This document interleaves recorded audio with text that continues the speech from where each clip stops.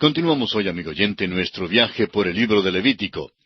Siguiendo adelante con nuestro estudio del capítulo 11 de este libro, comenzamos a considerar en nuestro programa anterior el reglamento con respecto a las criaturas limpias e inmundas en las aguas, dentro del tema central de este capítulo, que es el alimento del pueblo de Dios. Y decíamos que para ser limpios, los peces tenían que ser caracterizados por dos marcas visibles, esto es, las aletas y las escamas. Este reglamento se aplicaba tanto a los peces de agua salada como a los de agua dulce, pero era prohibido comer las criaturas que caminaban o se arrastraban en las aguas, lo cual eliminaba un gran segmento de las criaturas marinas. Notamos también que ningún ejemplo específico se daba en esta porción de peces limpios o inmundos, probablemente porque la distinción es bien definida. El pueblo de Israel dependía para su alimentación de la provisión de los peces del mar Mediterráneo, del mar de Galilea y del río Jordán, ya que el pescado era muy importante en su dieta.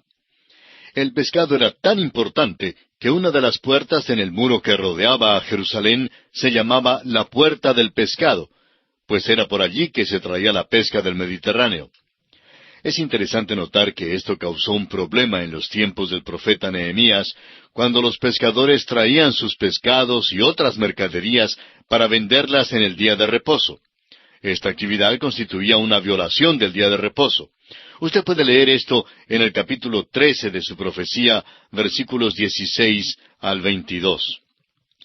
Ahora, la importancia de la pesca en el ministerio terrenal del Señor Jesucristo es algo muy conocido por cualquier estudiante del Nuevo Testamento.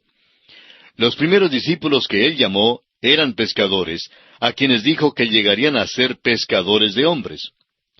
En una de sus parábolas que encontramos en el capítulo 13 del Evangelio según San Mateo, versículos 47 al 50, el Señor Jesucristo comparó al reino de los cielos con una red que recoge lo bueno y lo malo. Ahora, ¿cuál sería el método usado para determinar lo bueno y lo malo? No se basaría en si los peces eran grandes o pequeños, sino según la clasificación de la ley levítica. Solamente un pez que tenía aletas y escamas era limpio o bueno. No era suficiente tener solamente una de esas características. Tenía que tener ambas características. Ahora, ¿cómo se asemeja esto al juicio entre los perversos y los justos? Bueno, las aletas representan al creyente que es propulsado o impelido por el Espíritu Santo, y las escamas al que está revestido de la justicia de Cristo. Estas son las dos marcas de identificación del verdadero creyente que ha sido limpiado por la sangre de Cristo y está viviendo una vida realmente cristiana. Y llegamos ahora al siguiente aspecto que vamos a considerar dentro del tema el alimento del pueblo de Dios, capítulo 11 de Levítico, y es el reglamento con respecto a las criaturas limpias e inmundas que vuelan. Leamos los versículos 13 al 19 de este capítulo 11 de Levítico. Y de las aves, éstas tendréis en abominación. No se comerán, serán abominación. El águila, el quebrantahuesos, el azor, el gallinazo, el milano según su especie. Todo cuervo según su especie. El avestruz, la lechuza, la gaviota, el gavilán según su especie. El búho, el zomormujo, el ibis, el calamón, el pelícano, el buitre, la cigüeña, la garza según su especie, la abubilla y el murciélago.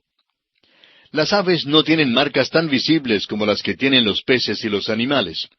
Lo que todas parecen tener en común es la forma de alimentarse, es decir, que comen inmundicia. Este texto incluye una lista de las aves inmundas de Palestina, y es otro punto que revela que el sistema mosaico fue designado para la nación de Israel y en particular para la tierra de Palestina. Estas aves que son clasificadas como inmundas o sucias son las que se alimentan, por lo general, de cadáveres de animales, peces y de otras aves. Algunas de estas aves nos parecen extrañas. Se clasifican en las familias de las águilas y los gavilanes, los gallinazos y los cuervos, los búhos y los omormujos, y los calamones y pelícanos. Ni siquiera nos parecen apetitosas. Son aves sucias por sus hábitos de alimentación, como ya dijimos. Pero recuerde usted que hoy en día hay personas que comen estas aves, aunque yo mismo no puedo decir que me gustaría comer estas aves. En realidad, no importa si las comemos o no hoy en día. El comer o no comer su carne no nos encomendará a Dios, como hemos dicho antes. El punto es que aquí se le estaba enseñando a Israel a hacer cierta distinción, y eso es lo importante. Tenían que hacer una decisión en cuanto a lo que fuese limpio e inmundo. La lección para nosotros hoy en día es que debemos hacer decisiones en cuanto a nuestra conducta y nuestra profesión. Tuvimos que hacer una decisión en cuanto a si aceptábamos a Cristo o no lo hacíamos, en cuanto al estudiar la palabra de Dios o no hacerlo, en cuanto al caminar de una manera que le agrada a Dios o no hacerlo. Y esta es la lección para nosotros hoy en día. Esta sección nos da luz en cuanto a la experiencia de Elías. Los cuervos, que eran aves inmundas, le trajeron su comida. Ahora notemos que Elías no se comió los cuervos, sino que éstos le dieron de comer a él. Ahora pasamos a considerar el reglamento con respecto a las criaturas limpias e inmundas que andan sobre 4 patas sobre la tierra. Leamos del capítulo 11 de Levítico los versículos 20 al 23. Todo insecto alado que anduviere sobre 4 patas tendréis en abominación.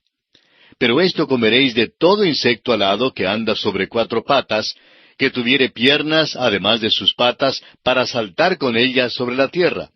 Estos comeréis de ellos: la langosta según su especie, el langostín según su especie, el argol según su especie, y el agab según su especie. Todo insecto alado que tenga 4 patas tendréis en abominación. Bueno, en cuanto a mí se refiere, estaría muy contento si se excluyera todos estos insectos del menú. Sin embargo, debemos notar que algunos eran limpios. Aparentemente los declarados limpios son 4 especies de langostas. La langosta mencionada aquí era de la especie más común. El langostín tenía una protuberancia en la cabeza. El argol era una langosta con protuberancia en la cola, mientras que el agab era una langosta con cola, pero sin protuberancia. De modo que, según esto, al pueblo de Israel le fue permitido comer estas 4 clases de langosta. Pero, amigo oyente, si usted me invita a comer en su casa, por favor, comamos otra cosa. No es que haya algo religiosa o ceremonialmente malo en comerlos, sino que sencillamente no me apetecen. Pero al ver el caso de Juan el Bautista, por ejemplo, notamos que observaba una dieta bastante correcta, según las leyes de Moisés, cuando comía langostas y miel silvestre. Bien, llegamos ahora al siguiente aspecto, esto es, el reglamento con respecto al contacto con los cadáveres de animales inmundos. Leamos el versículo 24 de Levítico capítulo 11. Y por estas cosas seréis inmundos. Cualquiera que tocare sus cuerpos muertos será inmundo hasta la noche. Este versículo introduce una sección nueva que se extiende hasta el versículo 38, pero no creemos necesario leerla toda. Es una lista de animales cuyos cuerpos muertos es prohibido tocar. Así es que enfocaremos nuestra atención solo sobre algunas cosas específicas mencionadas aquí y sobre algunas porciones de este pasaje. A los israelitas no solo se les prohibió comer animales inmundos, sino que también se les prohibió tocar el cadáver de un animal inmundo. La contaminación por el solo hecho de tocar inmundicia es el principio que se enseña aquí. Este fue uno de los grandes principios de la vida que fue declarado una vez más en los días del regreso de Israel a Palestina después de la cautividad. El profeta Ageo, en el capítulo 2 de su profecía, versículos 11 al 13, dice: Así ha dicho Jehová de los ejércitos. Pregunta ahora a los sacerdotes acerca de la ley, diciendo: Si alguno llevare carne santificada en la falda de su ropa, y con el vuelo de ella tocare pan, o vianda, o vino, o aceite, o cualquier otra comida, ¿será santificada? Y respondieron los sacerdotes y dijeron: No. Y dijo Ageo: Si un inmundo a causa de cuerpo muerto tocare alguna cosa de estas, ¿será inmunda? Y respondieron los sacerdotes y dijeron: Inmunda será. Hasta aquí la lectura en Ageo capítulo 2. El principio que se presenta aquí, muy importante por cierto, es que la limpieza o la santidad no es transferida por medio del contacto, por el mero hecho de tocar algo santo. En cambio, la suciedad, el pecado y la impiedad son transferidos muy fácilmente por medio del contacto. En otras palabras, si colocamos algo limpio y santo al lado de algo inmundo y sucio, ¿será posible transmitir la santidad y la limpieza a lo inmundo por el solo hecho de que lo toque? No, amigo oyente. No, porque es imposible sacar lo santo donde no hay santidad, y lo limpio de lo inmundo. No se puede hacer penetrar la limpieza o santidad frotando desde afuera. Pero es un hecho que lo inmundo sí puede afectar lo limpio. Es imposible que un hombre injusto pueda hacer obras de justicia que sean aceptables a Dios. No se puede obtener justicia de la injusticia. Este principio opera como ley en todas las esferas de la vida y de la sociedad, y aún en la naturaleza. No se puede limpiar 1 litro de agua sucia añadiéndole 1 litro de agua limpia. En cambio, basta solo una gotita de agua sucia para contaminar 1 litro de agua limpia. De la misma manera, un muchacho que tiene sarampión nunca se cura simplemente entrando en contacto con un muchacho que esté bien de salud. En cambio, el que está bien corre el riesgo muy real de contagiarse con el sarampión solo por el hecho de estar con el muchacho enfermo. Amigo oyente, un cristiano no puede juntarse con el mundo y jugar con el pecado sin contaminarse. ¿De dónde viene la idea de que un cristiano puede meterse en las drogas y bebidas y en los cabarets y fiestas desordenadas? Algunos alegan que así se puede alcanzar a los perdidos y que uno tiene que asociarse con ellos así para poder ganarlos. Bueno, ¿se puede en realidad alcanzar a los perdidos de esa manera? Claro que no. Sucede lo contrario, pues ellos mismos se contaminan y toman parte en aquellos pecados. El apóstol San Judas en su carta, versículo 23, dice: A otros salvad arrebatándolos del fuego, y de otros tened misericordia con temor, aborreciendo aún la ropa contaminada por su carne. Es una equivocación terrible juntarse y meterse en el pecado. Debemos, pues, guardarnos de toda contaminación. Un ciudadano israelita tenía en mente este gran principio cada vez que caminaba en el camino y veía un perro muerto o una rata muerta. Le era prohibido llevar el cadáver o cualquiera de sus partes.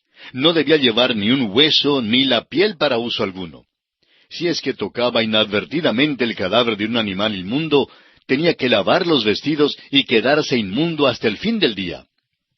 Estas son grandes lecciones espirituales para nosotros.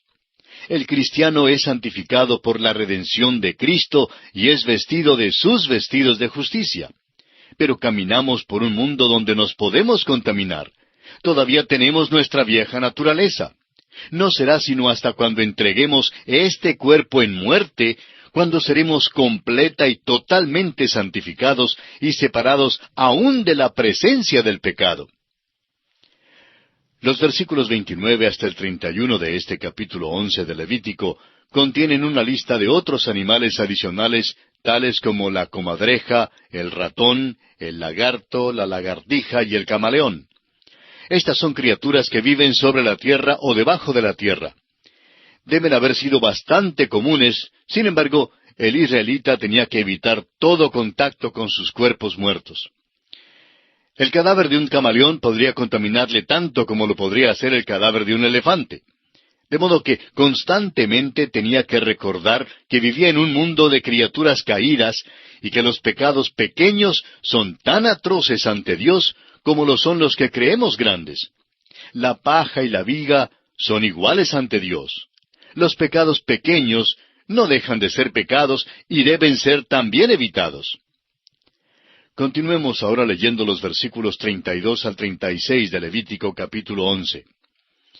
Y todo aquello sobre que cayere algo de ellos después de muertos será inmundo, sea cosa de madera, vestido, piel, saco, sea cualquier instrumento con que se trabaja, será metido en agua y quedará inmundo hasta la noche. Entonces quedará limpio. Toda vasija de barro dentro de la cual cayere alguno de ellos será inmunda, así como todo lo que estuviere en ella, y quebraréis la vasija. Todo alimento que se come, sobre el cual cayere el agua de tales vasijas, será inmundo. Y toda bebida que hubiere en esas vasijas será inmunda. Todo aquello sobre que cayere algo del cadáver de ellos será inmundo. El horno u hornillos se derribarán, son inmundos, y por inmundos los tendréis. Con todo, la fuente y la cisterna donde se recogen aguas serán limpias, mas lo que hubiere tocado en los cadáveres será inmundo. Ahora, con este pasaje entramos en la cocina. Debe haber sido una cosa común que algún roedor entrara en la cocina en aquellos días y que cayera en una de las vasijas y muriera. Cualquiera vasija de barro en que esto ocurría tenía que ser quebrada y el agua o el grano que contenía tenía que botarse. Una vasija de bronce tenía que ser restregada hasta quedar completamente limpia. Amigo oyente, es que aquí Dios le está enseñando a su pueblo la necesidad de la limpieza en la preparación de las comidas.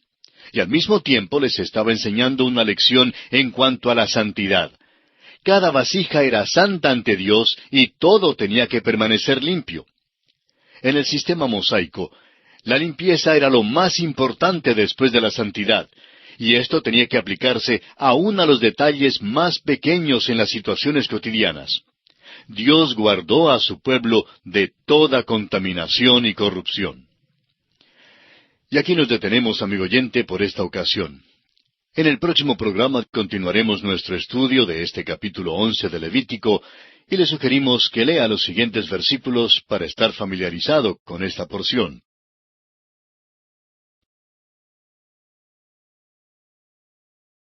Continuamos hoy, amigo oyente, el recorrido que estamos efectuando por el libro de Levítico.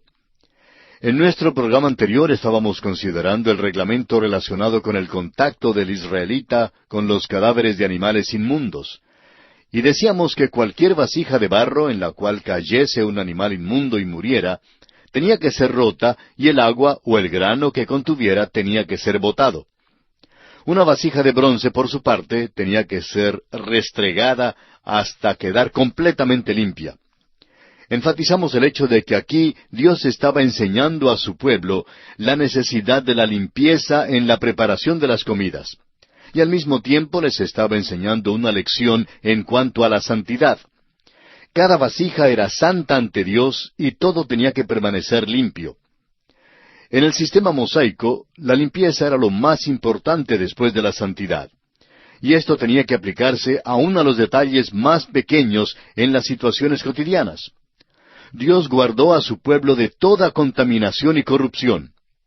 Ahora notemos que el versículo 36 dice que si el cadáver caía en una fuente o lago, aquella agua no era contaminada, porque era mucha agua y muy fresca. Y las aguas de por sí son vivificantes y purificadoras. ¿No es maravilloso, amigo oyente, que el Señor Jesucristo es la fuente de agua viva? Él no se contamina por el contacto con el pecador, ni con los enfermos, con el leproso o con la mujer con flujo de sangre. Él nos dice en el capítulo 4 del Evangelio según San Juan, versículo 14, «Mas el que bebiere del agua que yo le daré, no tendrá sed jamás, sino que el agua que yo le daré será en él una fuente de agua que salte para vida eterna». Luego, en el capítulo 7 del mismo Evangelio según San Juan, versículos 37 y 38, dice, «En el último y gran día de la fiesta, Jesús se puso en pie y alzó la voz, diciendo, Si alguno tiene sed, venga a mí y beba. El que cree en mí, como dice la Escritura, de su interior correrán ríos de agua viva». Volviendo ahora al capítulo 11 de Levítico, leamos los versículos 37 y 38. «Y si cayere algo de los cadáveres sobre alguna semilla que se haya de sembrar, será limpia. Mas si se hubiere puesto agua en la semilla, y cayere algo de los cadáveres sobre ella, la tendréis por inmunda». Salimos ahora de la cocina y vamos al campo y a los productos alimenticios allí cultivados. La semilla seca que iba a ser sembrada no podía ser contaminada por el solo hecho de entrar en contacto con un cadáver inmundo. Sin embargo, si la semilla estaba mojada, entonces su cáscara o armadura había sido penetrada y era entonces declarada inmunda. Por eso, el Hijo de Dios necesita una coraza o armadura hoy en día. Se nos manda en Efesios capítulo 6, versículo 11, «Vestíos de toda la armadura de Dios, para que podáis estar firmes contra las acechanzas del diablo». Y pasamos ahora a considerar el siguiente aspecto, o sea, los reglamentos en relación con el contacto con cadáveres de animales limpios. Leamos los versículos 39 y 40 de este capítulo 11 de Levítico. «Y si algún animal que tuviereis para comer muriere, el que tocare su cadáver será inmundo hasta la noche. Y el que comiere del cuerpo muerto, lavará sus vestidos, y será inmundo hasta la noche. Asimismo, el que sacare el cuerpo muerto, lavará sus vestidos, y será inmundo hasta la noche». Cualquier animal limpio que muriera de por sí o de alguna enfermedad era considerado inmundo. En Malaquías, capítulo 1, versículos 6, 7 y 8, Dios prohibió el sacrificio de cualquier animal que fuese imperfecto o enfermo. Leamos este pasaje que dice, «Y decís, ¿en qué hemos menospreciado tu nombre? En que ofrecéis sobre mi altar pan inmundo. Y dijisteis, ¿en qué te hemos deshonrado? En que pensáis que la mesa de Jehová es despreciable, y cuando ofrecéis el animal ciego para el sacrificio, ¿no es malo? Asimismo, cuando ofrecéis el cojo o el enfermo, ¿no es malo? Preséntalo, pues, a tu príncipe. ¿Acaso se agradará de ti, o le serás acepto? Dice Jehová de los ejércitos». Dios prohibió el sacrificio de cualquier animal que fuese imperfecto o enfermo. Y es que, amigo oyente, Dios no acepta lo que no sea lo mejor o aquello que es desechado. Pasamos ahora a considerar el reglamento relacionado con la contaminación de criaturas que se arrastran. Todo lo que se arrastra en la tierra fue declarado inmundo. Dios da el motivo por el cual no quería que se contaminaran con estos animales. Leamos los versículos 44 y 45 de Levítico capítulo 11. «Porque yo soy Jehová vuestro Dios. Vosotros por tanto os santificaréis y seréis santos, porque yo soy santo. Así que no contaminéis vuestras personas con ningún animal que se arrastre sobre la tierra. Porque yo soy Jehová, que os hago subir de la tierra de Egipto para ser vuestro Dios. Seréis pues santos, porque yo soy santo». Todas las criaturas que se arrastran sobre la tierra fueron declaradas inmundas después de la caída del hombre, cuando la serpiente fue maldita y obligada a arrastrarse sobre el polvo. Y llegamos ahora al último aspecto en consideración dentro del tema del alimento del pueblo de Dios. Y este aspecto es la clasificación de lo limpio y lo inmundo, hecha por un Dios santo. Leamos entonces los versículos 46 y 47 de este capítulo 11 de Levítico. «Esta es la ley acerca de las bestias y las aves, y todo ser viviente que se mueve en las aguas, y todo animal que se arrastra sobre la tierra, para hacer diferencia entre lo inmundo y lo limpio, y entre los animales que se pueden comer y los animales que no se pueden comer». Es Dios quien hace la distinción bien definida entre lo limpio y lo inmundo. La santidad, aun en las cosas pequeñas, es esencial. Esta es la prueba suprema para el hombre de Dios. La prueba decisiva de cualquier vida, de cualquier persona del pueblo de Dios, es esta. Dios dice, «Soy tu Dios, soy santo, sed santos». Amigo oyente, usted tiene que decidirse si va a caminar con Dios y para Dios en este mundo contaminado. Esta es la lección para nosotros en este capítulo 11 de Levítico con respecto a lo limpio y lo inmundo. Y así concluimos nuestro estudio de este capítulo 11 de Levítico. Y entramos ahora al capítulo 12. El tema central del capítulo 12 es la ley con respecto a la maternidad y la transmisión del pecado por herencia. El capítulo 12 es un capítulo muy breve. Solo tiene 8 versículos y establece un contraste con el capítulo anterior que trató el tema de la dieta y que abarcó 47 versículos. Sin embargo, es un capítulo muy importante y hasta en cierto sentido es más importante que el capítulo anterior. En el capítulo 11 vimos cómo la contaminación con el pecado puede ocurrir por medio del simple contacto con lo inmundo. En otras palabras, el capítulo 11 acentuó el carácter externo del pecado, el hecho de que vivimos en un mundo rodeados por el pecado y que este es nuestro medio ambiente. Ahora bien, este capítulo hace énfasis especial en el carácter interno del pecado. No es que llegamos a ser pecadores solo por medio del contacto con lo inmundo, sino que somos pecadores de nacimiento. La misma naturaleza que heredamos es una naturaleza caída y pecaminosa. El rey David dijo en el Salmo 51, versículo 5, «He aquí, en maldad he sido formado, y en pecado me concibió mi madre». Este capítulo trata de la ley con respecto a la maternidad, la transmisión del pecado por herencia. Nos encontramos ahora en el campo de la obstetricia. El último capítulo trató de temas en el campo de la dietética y la pediatría. Nuestro Señor, amigo oyente, es el gran médico, es el especialista en todos los campos. Los pueblos paganos tenían ciertas ideas y nociones supersticiosas en cuanto a la inmundicia de las mujeres en el parto. Pero no hay ni un rastro de aquellas nociones supersticiosas en el sistema levítico, como esperamos hacerle observar más adelante. También era una práctica de la sociedad pagana darle a las mujeres siempre un puesto inferior a los hombres. Esta ley no contiene vestigios de estas ideas, ya que la economía mosaica exaltó el sexo femenino y ennobleció la maternidad. Todo esto presenta un vivo contraste al vil paganismo que existía alrededor de la nación de Israel, es decir, en los países vecinos. Evidentemente, había ciertos beneficios higiénicos que resultaban al ponerse en práctica estas leyes dadas por Dios. Sin embargo, este no fue el propósito principal. Vimos lo mismo en cuanto a las dietas mencionadas en el capítulo anterior. Dios estaba enseñándole a su pueblo, tanto en aquel entonces como en el día de hoy, que nacemos en pecado. Esta es una doctrina que ciertamente es rechazada hoy en día. A los hombres no les gusta la doctrina de la depravación total del hombre. Y es interesante notar que los hombres, por un lado, profesan no creer en la depravación total del hombre, pero por otra parte, no hay duda alguna que ciertamente la demuestran en todo lo que hacen. Y esto es algo que es muy obvio.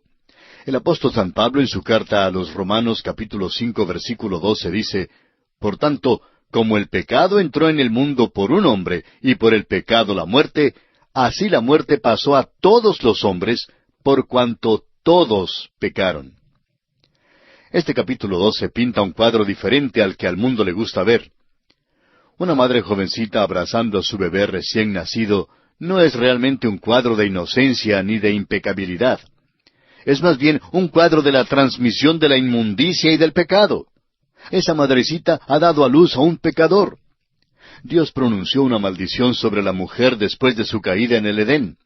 Lo que le fue dado a la mujer como una bendición, por el pecado es maldecido, y ella no puede dar a luz sino a un niñito ya contagiado por el pecado. Debemos apresurarnos en añadir que esta maldición no impide en manera alguna que las mujeres sean salvas.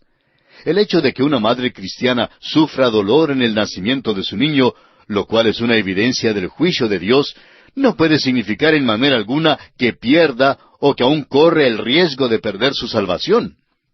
El apóstol Pablo confirmó esto en su primera carta a Timoteo, capítulo 2, versículo 15, donde dice, «Pero se salvará engendrando hijos si permaneciere en fe, amor y santificación con modestia».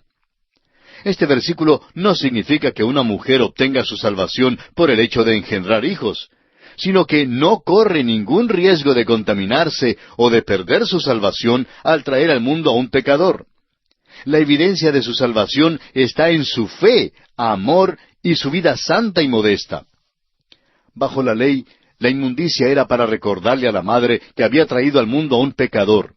Ahora, bajo la gracia, su dolor de parto es para recordarle que un pecador ha nacido, aunque ella sea creyente en Cristo. Recordemos que en la caída, a la mujer también le fue prometido que traería al mundo a un Salvador. Dice allá en Génesis capítulo 3, versículo 15, «Y pondré enemistad entre ti y la mujer, y entre tu simiente y la simiente suya.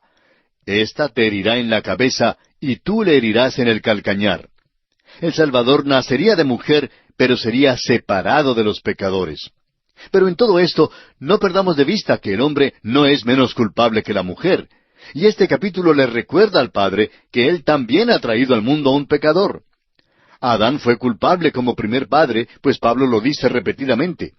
En Romanos 5:12, por ejemplo, dice, por tanto, como el pecado entró en el mundo por un hombre, y por el pecado la muerte.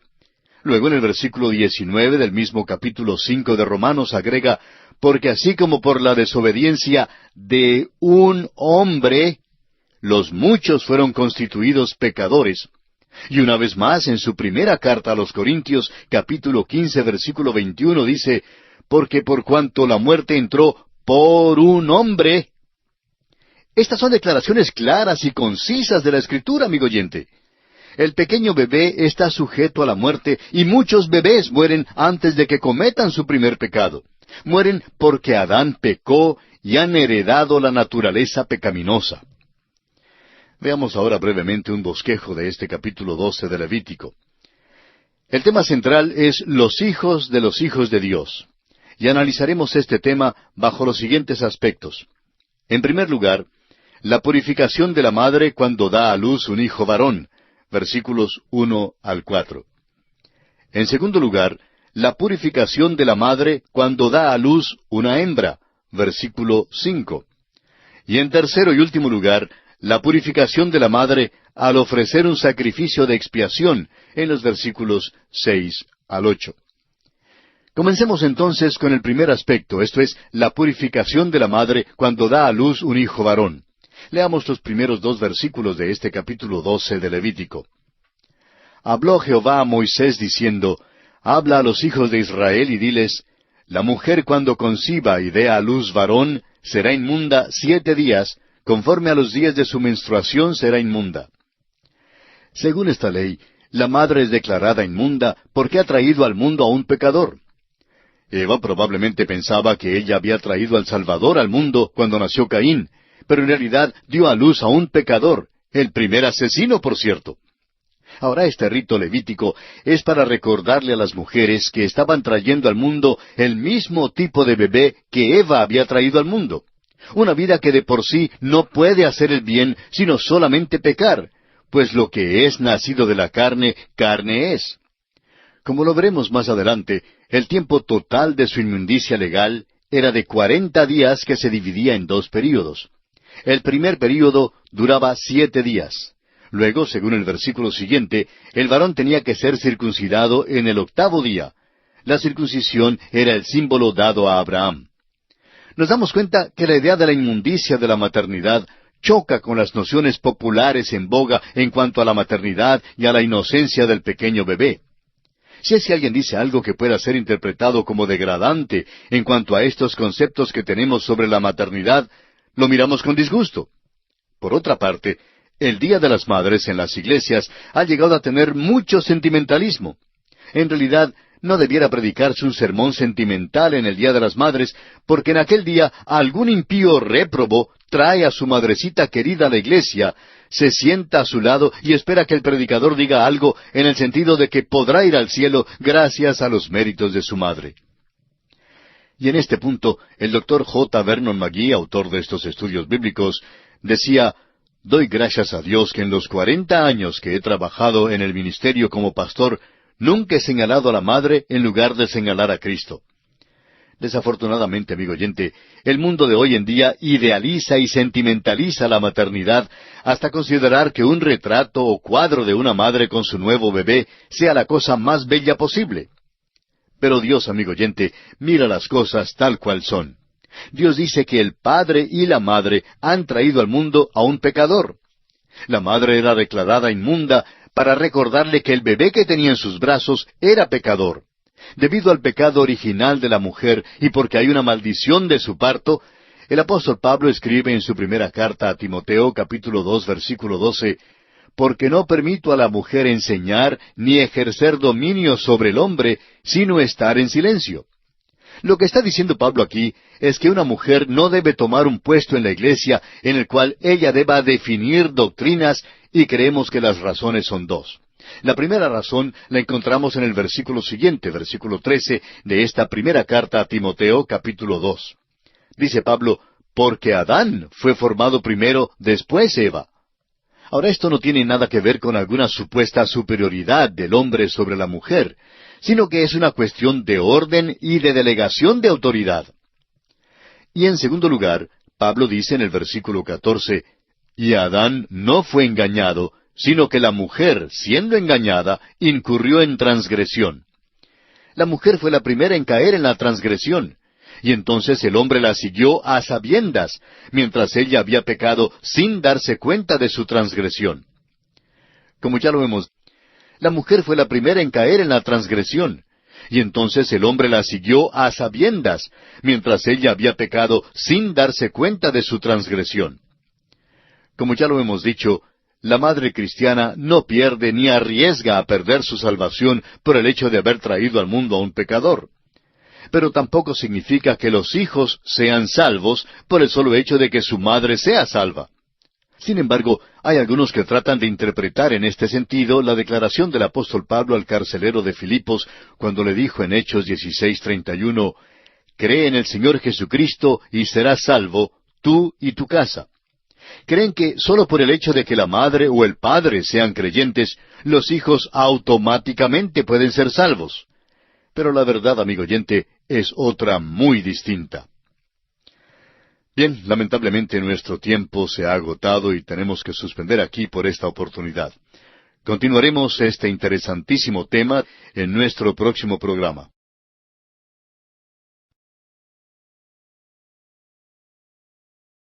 Continuamos hoy, amigo oyente, nuestro estudio del capítulo 12 del libro de Levítico. Y decíamos al concluir nuestro programa anterior que la madre era declarada inmunda aquí para recordarle que el bebé que tenía en sus brazos era pecador.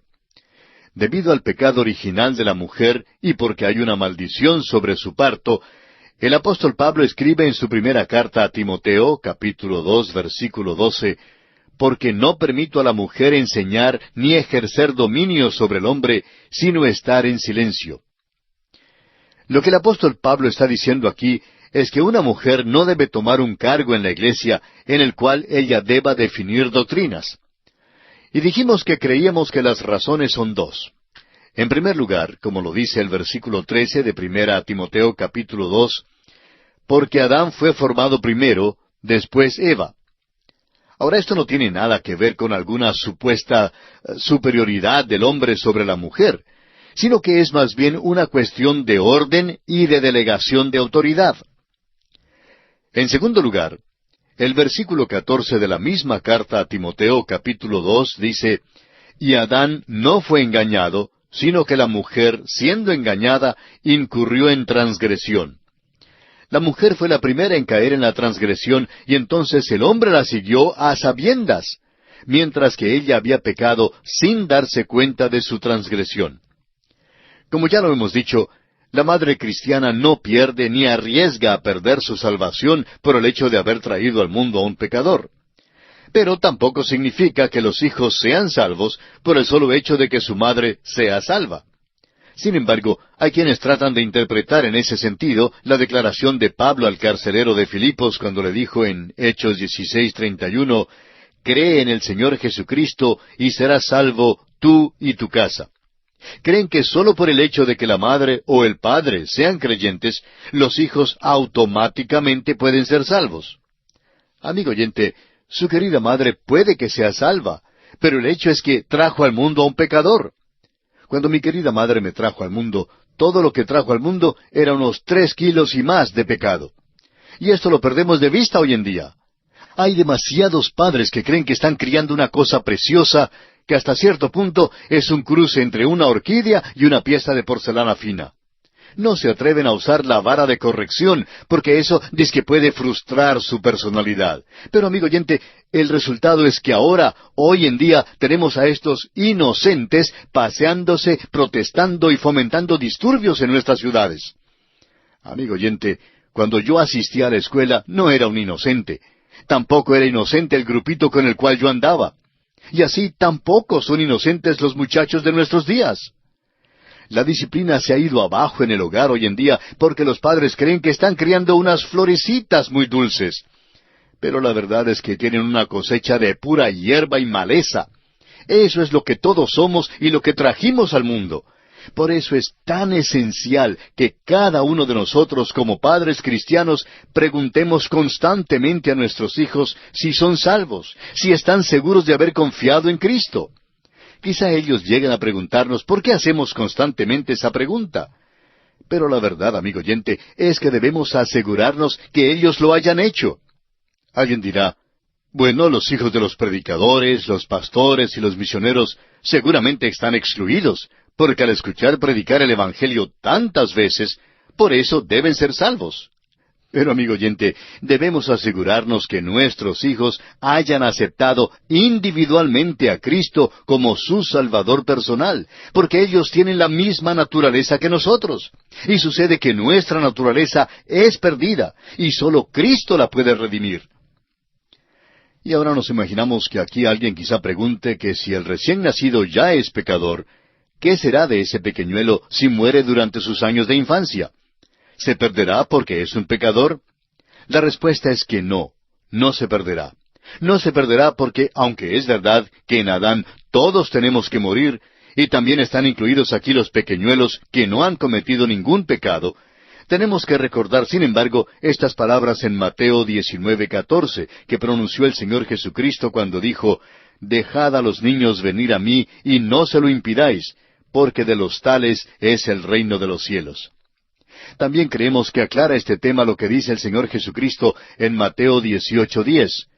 «Mirad que no menospreciéis a uno de estos pequeños, porque os digo que sus ángeles en los cielos ven siempre el rostro de mi Padre que está en los cielos». Y creemos que aquí sería mejor traducir esta palabra ángeles, que aparece aquí, por la palabra espíritus. Entonces, este versículo diría, sus espíritus en los cielos ven siempre el rostro de mi Padre. En otras palabras, lo que aquí enseña Jesús es que cuando aquel pequeñuelo muere en su infancia, su espíritu asciende para estar con Cristo. ¿Por qué? Porque Jesucristo es el que descendió y murió por los pecadores, incluyéndose aquí todos los que no han llegado aún a la edad en que son responsables de sus acciones. Pero, amigo oyente, una vez que uno llega a la edad de que es responsable por sus propios hechos, entonces esta persona tiene que hacer una decisión propia e individual en cuanto a Jesucristo, ya sea aceptarle o bien rechazarle como su Salvador. El pequeñuelo que muere en su niñez no puede ir al cielo por sus propios méritos, pues como ya hemos visto, es pecador de nacimiento. Y el mismo hecho de que esté en la tumba lo comprueba. Por otra parte, este pequeñuelo no puede obtener su entrada al cielo por medio de las buenas obras, pues no ha tenido la oportunidad de hacerlas. Su única esperanza entonces está en la muerte expiatoria de Cristo Jesús en la cruz del Calvario. Es algo maravilloso que una madre sepa que el Señor Jesús murió por su pequeñuelo. Quizá, amigo oyente, hemos entrado en mucho detalle aquí, pero creemos que debemos acentuar el hecho de que los bebés que traemos al mundo son pecadores, que en su mayoría van a correr indisciplinados y en rebeldía. Adoptarán lo que creen es la nueva moralidad, pero que en realidad no es otra cosa que el antiguo pecado con un nombre nuevo. Toda esta filosofía de la vida ha sido totalmente errada. Necesitamos empezar a criar y disciplinar a nuestros hijos según las Escrituras y no según lo que nos aconsejan algunos pediatras. Muchos de sus famosos consejos han sido la causa de muchos de los problemas que vemos en la juventud de nuestros días. Volviendo ahora al capítulo 12 de Levítico, leamos los versículos 3 y 4. «Y al octavo día se circuncidará al niño, mas ella permanecerá 33 días purificándose de su sangre. Ninguna cosa santa tocará, ni vendrá al santuario, hasta cuando sean cumplidos los días de su purificación». Ya hemos mencionado que bajo estas leyes, el período de la inmundicia de la madre se dividía en dos. El primer período duraba 7 días. Luego el varoncito tenía que ser circuncidado al octavo día. El hecho de nacer israelita no incluía al niño en el pacto, sino hasta después que fuera circuncidado. Cada israelita era en primer lugar un hijo de Adán, y así nacía fuera del pacto mosaico. Esto es lo que el apóstol Pablo quiere decir en su carta a los Romanos, capítulo 9, versículos 6 y 7, cuando dice, «Porque no todos los que descienden de Israel son israelitas, ni por ser descendientes de Abraham son todos hijos». El nacimiento natural no puede traer al hombre a una relación correcta con Dios. En realidad, lo que pasa es que el nacimiento natural separa al hombre de Dios. Dios no es nuestro deudor en nada. Él envió a su Hijo Jesucristo únicamente por amor y por su gracia para con nosotros. Solo podemos ser salvos, amigo oyente, si aceptamos a Jesucristo como nuestro todo suficiente Salvador. El segundo período de la inmundicia de la madre duraba 33 días, y por tanto el tiempo total era de 40 días. Esto reafirma el hecho de que el rito de la circuncisión tenía un significado especial de purificación para la madre que había sido contaminada al dar a luz a un pecador. Sus primeros 7 días recuerdan a la madre que es descendiente pecaminosa de Adán, y así la circuncisión era la forma en que Dios dijo en el Nuevo Testamento, «Dejad a los niños venir a mí y no se lo impidáis». La circuncisión del varoncito quitaba esa parte del pecado de su madre. Su aceptación significaba también la aceptación de ella. Sin embargo, la madre debía recordar que todavía era pecadora y que requería 33 días más para su purificación. Es interesante notar que Jesús fue circuncidado al 8º día. En el Evangelio según San Lucas, capítulo 2, versículos 21 al 23, leemos, «Cumplidos los 8 días para circuncidar al niño, le pusieron por nombre Jesús, el cual había sido puesto por el ángel antes que fuese concebido. Y cuando se cumplieron los días de la purificación de ellos, conforme a la ley de Moisés, le trajeron a Jerusalén para presentarle al Señor, como está escrito en la ley del Señor, todo varón que abriere la matriz será llamado santo al Señor». María reconoció que era pecadora, aunque había dado a luz a un Salvador santo y sin pecado. María también tuvo que aceptar a Cristo Jesús como su propio Salvador. Y Jesús fue circuncidado para cumplir la ley de Moisés. Él vino, amigo oyente, para cumplir la ley y no para destruirla. Nació bajo la ley y así se identificó perfectamente con su pueblo.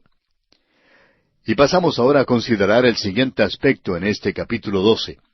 La purificación de la madre al nacer una hembra. Leamos el versículo 5 de este capítulo 12 de Levítico. «Y si diere a luz hija, será inmunda 2 semanas, conforme a su separación, y 66 días estará purificándose de su sangre». El tiempo es doble para la purificación después de nacer una hija.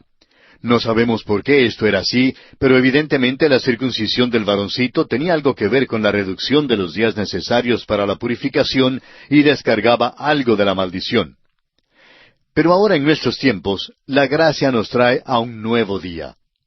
El apóstol Pablo dice en su carta a los Gálatas, capítulo 3, versículos 27 al 29, «Porque todos los que habéis sido bautizados en Cristo, de Cristo estáis revestidos. Ya no hay judío ni griego, no hay esclavo ni libre, no hay varón ni mujer, porque todos vosotros sois uno en Cristo Jesús. Y si vosotros sois de Cristo, ciertamente linaje de Abraham sois, y herederos según la promesa». Y el último aspecto en consideración aquí en el capítulo 12 de Levítico es la purificación de la madre al ofrecer un sacrificio de expiación. Leamos los versículos 6 al 8. «Cuando los días de su purificación fueren cumplidos, por hijo o por hija, traerá un cordero de 1 año para holocausto, y un palomino o una tórtola para expiación, a la puerta del tabernáculo de reunión, al sacerdote. Y él los ofrecerá delante de Jehová, y hará expiación por ella, y será limpia del flujo de su sangre. Esta es la ley para la que diere a luz hijo o hija. Y si no tiene lo suficiente para un cordero, tomará entonces 2 tórtolas o 2 palominos, uno para holocausto y otro para expiación. Y el sacerdote hará expiación por ella, y será limpia». La madre traía a Dios un holocausto y una ofrenda por el pecado, y el sacerdote lo ofrecía por ella. No podía ser salva por el solo hecho de traer un hijo al mundo. Tenía que ofrecer un sacrificio. Hoy en día, una madre tiene que confiar en el Señor Jesucristo como su Salvador personal. Recordado esto, ella debe criar a su hijo tomando en cuenta que es un pecador que necesita también aceptar a Cristo. ¿Cuánta falta nos hace esto en el hogar de hoy en día, amigo oyente? Usted recordará que cuando Jesús nació, su madre ofreció tórtolas porque los pobres podían traerlas como ofrenda. Tuvo que tener su ofrenda porque ella era pecadora. Pero note usted que no hubo ninguna ofrenda por el Señor Jesús. En todas las Escrituras no encontramos que ninguna ofrenda jamás se hubiera ofrecido por el Señor Jesús. Y es que Él es sin pecado. Él era la ofrenda por el pecado del mundo. Él es el Cordero de Dios. Amigo oyente, piense en estas cosas. Vivimos en un mundo que se ha enloquecido. Este mundo ha vuelto la espalda al Dios Todopoderoso y el juicio de Dios comienza a caer sobre el mundo. Demostramos el hecho de que en el mundo solo nacen pecadores y que todos necesitamos de la gracia salvadora de Dios. Todos necesitamos la sangre derramada por Cristo Jesús en la cruz del Calvario para pagar la pena de los pecados. Usted, amigo oyente, también la necesita. Acuda ahora mismo a Cristo Jesús y ábrale las puertas de su corazón, recibiéndole como su Salvador personal. Y así, amigo oyente, concluimos nuestro estudio de este capítulo 12 de Levítico. Y en el poco tiempo que nos resta, veamos algunas observaciones con respecto al capítulo 13. El tema central de este capítulo lo constituyen las leyes para el control de la lepra. Tenemos aquí una serie de leyes que, aunque tratan de un mal físico, sin embargo, hacen resaltar un principio espiritual.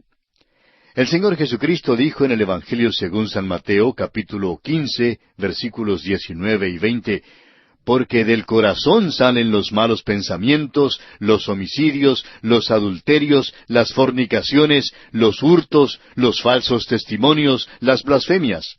Estas cosas son las que contaminan al hombre, pero el comer con las manos sin lavar no contamina al hombre». Al entrar en el estudio de este 13º capítulo del tercer libro de Moisés, el libro de Levítico, veremos que es una sección extraordinaria en cuanto a una enfermedad también extraordinaria, la lepra. Ahora alguien preguntará si toda esta serie de reglamentos y leyes puede tener valor práctico para el día de hoy. Permítanos decir, amigo oyente, que todo en este libro es práctico. Este capítulo inicia una sección del libro que hemos intitulado Santidad en la vida diaria. Bien podría llamarse también Santidad a Jehová. Es un hecho que Dios tiene mucho interés en la conducta de sus hijos. En los capítulos recién estudiados ya hemos visto que tiene interés en lo que comen. Y ahora, en los capítulos 13, 14 y 15, veremos que Dios está sumamente interesado en la lepra y en la purificación de los que padecen de flujos de su cuerpo. Notaremos aquí que aunque son enfermedades físicas, la lepra y los flujos de la carne son símbolos casi perfectos de la manifestación del pecado en el corazón del hombre. Muestran la excesiva perversidad del pecado y los efectos del pecado en acción. Si yo le preguntara a usted, amigo oyente, ¿cuál ha sido hasta ahora el énfasis de este libro? Estoy seguro que usted respondería que el énfasis principal ha sido sobre el pecado. Es que el Señor tiene interés en la lepra moral y espiritual. Esta lepra es el flujo del pecado que sale del corazón humano, tal como es mencionado en el Evangelio según San Mateo, capítulo 15, versículo 11, donde leemos, «No lo que entra en la boca contamina al hombre, mas lo que sale de la boca, esto contamina al hombre». En el corazón de este libro, que tiene como tema principal la adoración a un Dios santo, se encuentra esta sección extensa sobre la lepra y sobre los flujos de la carne. La inmundicia y la repugnancia del pecado son simbolizadas por la lepra. El desespero que causa el pecado y su carácter mortífero se describen con exactitud por medio de esta enfermedad. Así es que, amigo oyente, esto es lo que nos espera al estudiar el capítulo 13 de Levítico. Le invitamos, pues, para nuestro próximo programa.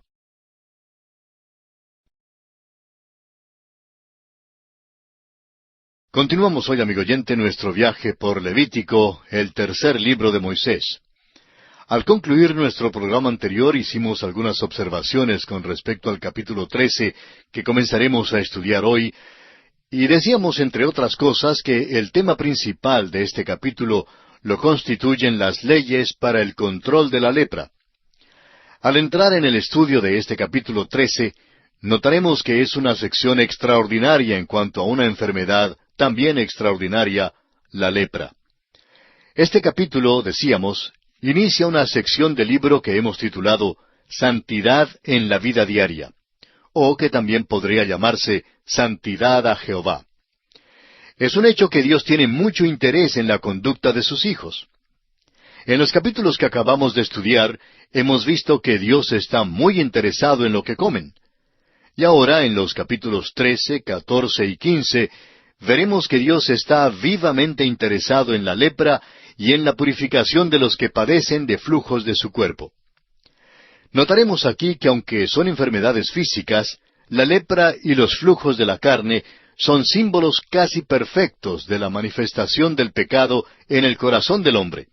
Muestran la excesiva perversidad del pecado y los efectos del pecado en acción. Ahora, si yo le preguntara a usted, amigo oyente, ¿cuál ha sido hasta ahora el énfasis de este libro? Estoy seguro que usted respondería que el énfasis principal ha sido sobre el pecado. Y es que el Señor tiene interés en la lepra moral y espiritual. Esta lepra es el flujo del pecado que sale del corazón humano, tal como se menciona en el Evangelio según San Mateo, capítulo 15, versículo 11, donde leemos, «No lo que entra en la boca contamina al hombre, mas lo que sale de la boca, esto contamina al hombre».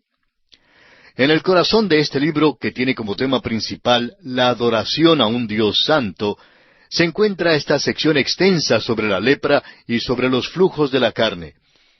La inmundicia y la repugnancia del pecado se ven simbolizadas por la lepra. El desespero que causa el pecado y su carácter mortífero se describen con exactitud por medio de esta enfermedad. El leproso que andaba a pie por el camino caliente y polvoroso del oriente tenía que clamar «¡Inmundo, inmundo!», lo que servía para recordar al pueblo israelita que ellos también eran leprosos morales en necesidad de una purificación sobrenatural. Amigo oyente, quizá usted sea uno de aquellos que creen que puede salvarse por medio de sus obras, o que cree que no necesita a Cristo como su Salvador. Permítanos decirle, amigo oyente, que si usted pudiera ir al cielo tal como es, sin Cristo, tendría que ir al cielo clamando «¡Inmundo, inmundo!», y ningún ángel le tocaría. No podría usted llegar ni cerca a la presencia de Dios. Lo que ocurre es que el hombre tiene la idea de que tiene algún tipo de derecho que puede reclamarle a Dios. Pero ante Dios, amigo oyente, no tenemos derecho alguno y Dios no nos debe nada. Él podría borrar esta tierra en que vivimos, simplemente borrarla de la existencia, y los ángeles cantarían «Santo, Santo, Santo». Pero gracias a Dios que Él nos ama, y me alegro muchísimo que sea un hecho que Él nos ama. Porque su amor para con nosotros es lo único que nos puede unir a Él. Dios quiere estar seguro que comprendamos un punto clave aquí. Y es lo mismo que estaba tratando de enseñar al pueblo de Israel, que el pecado es sumamente perverso. La comparación entre la lepra y el pecado, como lo veremos en nuestro estudio, es un tema que se repite a través de todas las Sagradas Escrituras. Un ejemplo muy vivo lo encontramos en el Salmo 38 y recomendamos que lo lea todo. Por ahora citaremos solamente algunos versículos, los versículos 3, 5, 7 y 18. Dicen así, versículo 3, «Nada hay sano en mi carne a causa de tu ira, ni hay paz en mis huesos a causa de mi pecado». Ahora el versículo 5, «Hieden y supuran mis llagas a causa de mi locura». Versículo 7, «Porque mis lomos están llenos de ardor, y nada hay sano en mi carne». Luego el versículo 18, «Por tanto, confesaré mi maldad, y me contristaré por mi pecado». Así es como Dios nos ve, amigo oyente. Isaías también aludía a la lepra al describir los pecados de su pueblo. En el capítulo 1, versículo 6 de su profecía, dice, «Desde la planta del pie hasta la cabeza no hay en él cosa sana, sino herida, hinchazón y podrida llaga. No están curadas, ni vendadas, ni suavizadas con aceite». Luego en el capítulo 53, versículos 4 y 5 de la misma profecía de Isaías, dice, «Ciertamente llevó él nuestras enfermedades y sufrió nuestros dolores, y nosotros le tuvimos por azotado, por herido de Dios y abatido. Mas Él herido fue por nuestras rebeliones, molido por nuestros pecados. El castigo de nuestra paz fue sobre Él, y por su llaga fuimos nosotros curados. Ahora hay quienes dicen que aquí se está hablando en cuanto a la lepra y que la referencia es solamente a una enfermedad física. No, amigo oyente, Isaías está hablando en cuanto al pecado que ha sido colocado sobre nuestro Señor Jesucristo. Ahora, ¿cómo podemos estar seguros de esto?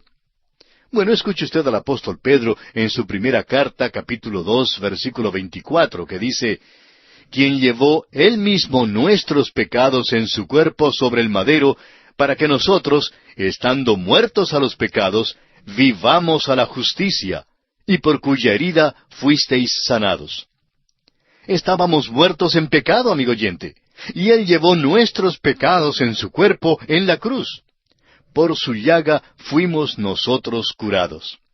Ahora es verdad que la enfermedad física es en cierto sentido una manifestación del pecado, y que tras los microbios patógenos está el pecado. Si no hubiera el pecado, amigo oyente, tampoco habría muerte ni enfermedades. Hay dos consideraciones importantes que debemos tomar en cuenta al estudiar este capítulo 13 de Levítico.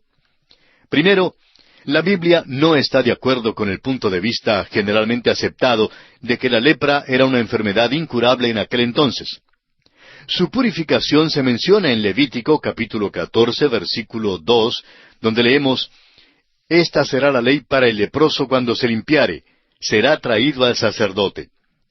Es verdad que había curaciones sobrenaturales, tales como la que sucedió a Naamán, en el segundo libro de Reyes, capítulo 5, versículo 14, donde leemos: él entonces descendió y se zambulló 7 veces en el Jordán, conforme a la palabra del varón de Dios, y su carne se volvió como la carne de un niño, y quedó limpio. Algunos expositores creen que Job había padecido de la lepra, pero sabemos que fue curado de su enfermedad. Siendo que no había ningún diagnóstico científico de la enfermedad en aquellos días, ha habido bastante discusión en cuanto a lo que era la lepra. Una cosa que sabemos es que tenían medicina en aquel tiempo que se usaba para la curación de la lepra. El aceite chaulmoogra, por ejemplo, ha sido empleado aún hasta muy recientemente como un tratamiento para la lepra. Este capítulo 13 y el siguiente no contienen ninguna curación para la lepra, y debemos notar esto con cuidado. Estos capítulos dan instrucciones al sacerdote en cuanto a cómo un caso de lepra debe ser determinado y las medidas que se debía tomar para evitar su propagación en el campamento. Después que la lepra hubiera sido limpiada, había un rito que tenía que seguirse. Pero no es una curación lo que se presenta aquí. Se consideraba la lepra como una enfermedad contagiosa y terrible, y en la mayoría de los casos era fatal. El capítulo 14 trata de la purificación ceremonial del leproso después de su curación, y no de la curación misma. El objetivo principal de estos capítulos era enseñar las grandes verdades espirituales en torno a la purificación de la lepra si se la considera como símbolo de pecado.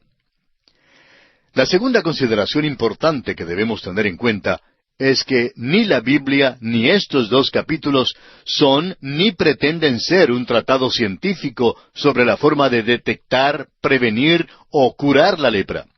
No se hace aquí ningún esfuerzo para dar un diagnóstico médico de la enfermedad. El diagnóstico aquí era práctico, adaptado al conocimiento de aquel entonces. Y como lo veremos ahora, tenía muchas lecciones espirituales específicas y directas para el día de hoy. Los ritos que se describen aquí eran algo más bien ceremonial antes que curativo. Ha habido alguna discusión por parte de algunos médicos cristianos en cuanto a si la lepra, como la conocemos hoy en día, es la misma enfermedad que aquí es considerada por el sistema mosaico. Se ha escrito mucho en el pasado, tanto a favor como en contra de tal suposición, pero nos parece que las descripciones en estos capítulos presentan a la lepra tal como nosotros comprendemos a esta enfermedad aborrecible y mortífera, pero que además se incluye aquí la elefantiasis, la dermatosis, los flujos, el cáncer, los tumores y las enfermedades venéreas. Esto lo comprobaremos en el capítulo 15 y entraremos en más detalles en cuanto a esto cuando lleguemos a ese capítulo. Son solo los primeros períodos de la lepra los que se describen aquí.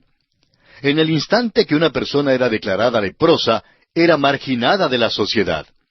Este capítulo, repetimos, trata la purificación de la lepra y no de su curación. El leproso era purificado después que había sido curado. Veamos ahora brevemente el bosquejo que seguiremos en el estudio de este tema de la purificación de la lepra. Veremos en primer lugar la diagnosis de un nuevo caso de la lepra en los versículos 1 al 8. En segundo lugar, veremos la diagnosis de un antiguo caso de la lepra en los versículos 9 al 17. En tercer lugar, consideraremos la diagnosis de la lepra, de una llaga o quemadura, en los versículos 18 al 28. En cuarto lugar, consideraremos la diagnosis de la lepra localizada en la cabeza o en la barba, versículos 29 al 44. Y en quinto y último lugar, veremos los vestidos de los leprosos en los versículos 45 al 59. Comencemos pues con el primer aspecto, la diagnosis de un nuevo caso de la lepra. Leamos los primeros 2 versículos de este capítulo 13. Habló Jehová a Moisés y a Aarón diciendo, Cuando el hombre tuviere en la piel de su cuerpo hinchazón, o erupción, o mancha blanca, y hubiere en la piel de su cuerpo como llaga de lepra, será traído a Aarón el sacerdote, o a uno de sus hijos los sacerdotes. Comparado con las técnicas modernas de la diagnosis, los métodos de Levítico parecen ser muy rudimentarios. El procedimiento era adaptado a los conocimientos existentes en aquellos días. La diagnosis no se hacía para prescribir un tratamiento, sino que era más bien un ritual religioso. Y tenemos que hacer mucho énfasis sobre este hecho. Ahora bien, cuando una persona padece de cáncer, por ejemplo, el médico que la examina se da cuenta de que es cáncer con solo observar la condición del paciente. Pero no es sino hasta después de tomar una biopsia de una manera científica cuando puede decidir si es necesario o no una intervención quirúrgica para extirpar la parte afectada. Pues bien, en aquellos días podrían haber conocido muchísimo más de lo que hoy en día nos damos cuenta. Creemos que los sacerdotes literalmente trataron miles de casos y sabrían reconocer lo que estaban buscando. Quizá todo esto no era tan primitivo y rudimentario como lo creemos hoy en día. Es posible que fuera un método muy bueno y eficaz para diagnosticar la lepra, pero no olvidemos que aún aquí el énfasis es sobre la ceremonia espiritual antes que sobre la condición física. Notemos que son 3 los síntomas de la lepra que se identifican aquí: el naciente, el escabro o tumor pequeño y la mancha blanca. Estos son los síntomas de la lepra. Ahora, un hombre que tiene tales síntomas no es necesariamente leproso.